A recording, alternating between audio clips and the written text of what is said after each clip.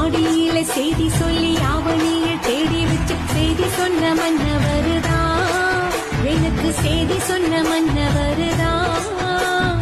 சொந்தம் சொல்லி நெத்தியில குங்குமத்தை வச்ச ஏன் மன்னவர் மன்னவருதா.